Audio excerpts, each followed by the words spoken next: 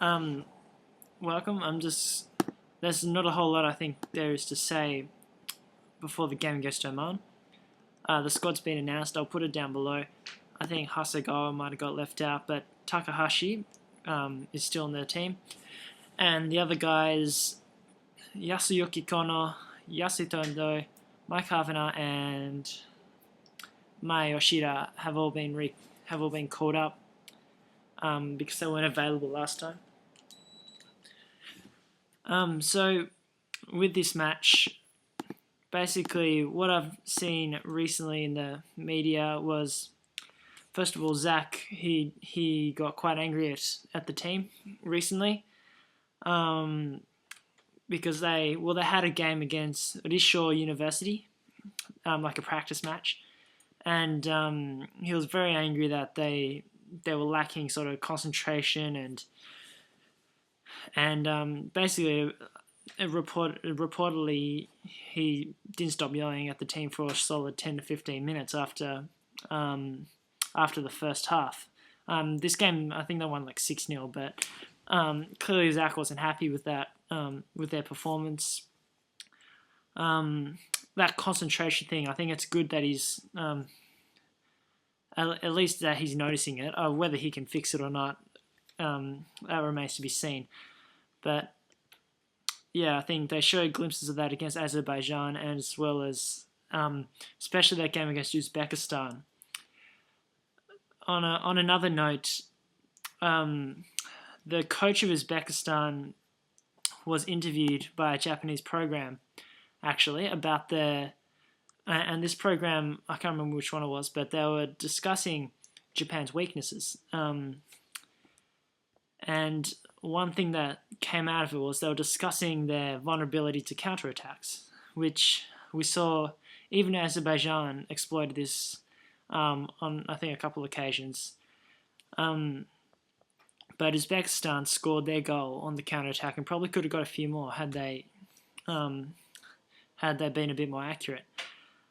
So, and they were talking about that. They talked to the Uzbekistan coach about this, and they're in the other group, so it makes no effect to that guy or their team how Japan takes that information. But the Uzbekistan coach Abramov identified that Japan's two volantes, which were Endo and Hasebe, played too high up the pitch when Japan were in possession, and as a result, he asked his team to try and exploit the very big gap between Japan's centre backs and the volantes. And that's why the Uzbekistan players were given space and were able to counterattack. I think Zaccaroni has he discussed this because I also asked Zach about that, and he said something vague like it's important for midfielders to contribute both on offense and defense. So yeah, to discuss maybe what could be changed for this, whether or not Endo can play at that sort of intensity remains to be seen. Hosoga, I think, would be an ideal player to play in central midfield against teams that are very good on the counter attack. But he doesn't have the passing ability that Endo has. Yeah. So apparently the team, they weren't concentrating so much in their practice match. So, and they haven't shown it in a few games. So it'll be very interesting to see what will happen, especially as far as the lineup he puts out on tomorrow night. But yeah, I do imagine he'll put in the first lineup with Mike Havana starting at centre forward and Konno and Yoshida in centre back. Probably a 4-2-3-1 again. Now for Oman, I don't know a whole lot about their team. I think they came second in their group in the third round, behind Australia. They had a terrible start. Lost like 3 games on the trot. But at the beginning of the round, they had appointed a man that some people might remember, Paul Le Guen. he was the coach of Cameroon at the World Cup when they lost to Japan. Anyway, after Le Guen sort of got his team sorted, they did quite well for 3 consecutive games. So, and as a result, they're through. And this included a win over Australia at home. And yeah, so basically, Oman team's confident right now, I think, especially being able to beat Australia at home and beating Saudi Arabia in terms of qualifying.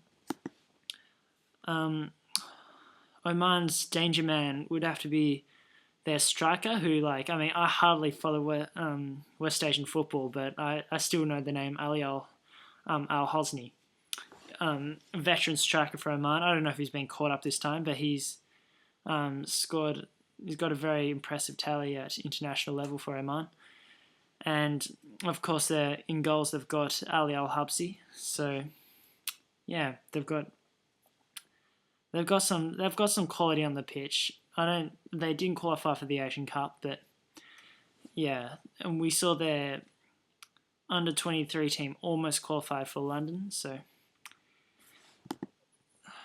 So I think Japan should definitely not just take this game for granted, but they do, I think, need to just go straight out, and I think they really have to take the game to Oman and just completely dominate the tempo from the word go. I think that first 15 minutes will be key to get a quick goal, and that's something that Japan hasn't been so good at. I've actually in the past several games, I think Japan's been very poor at getting that early goal or first half goal or something, and I think that's something they've definitely got to work on.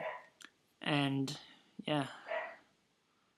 So the other game I'm going to be keeping an eye on, just because one of their opponents is tonight's match, friendly international between Australia and Denmark in Copenhagen.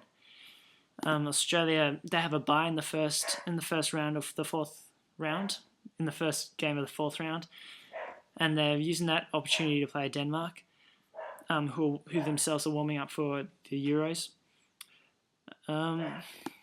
So Australia, they've named quite an experienced team for this round for the June qualifiers, and I'll be interested to see how they go, because obviously Japan are playing them in a match that I unfortunately can't see anymore.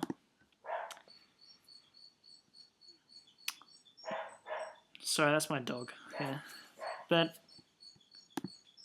as far as Japan's concerned, I think we got to hope that the players are firstly focused, because I think roughly 8 to 9 of the starting 11 for the next game will be players based in Europe. No, wait, more than that. Yeah, 9 of the starting 11 will be Europe-based players. All these guys that have come off long seasons. Honda's just come off an injury, and Honda even was one guy criticised by Zaccheroni when he was upset about them not focusing enough. So yeah, look, I haven't really said a whole lot. I'm sorry for that, but 4-2-3-1. I'll go through a lineup. 4-2-3-1. It'll be Kawashima, Yoshida, Konno, and centre back. Nagatomo, Uchida at left and right back. Endo and Hasebe in front. I think he will go the normal lineup, and followed by Kagawa, Honda, and Okazaki still, and Havana up top.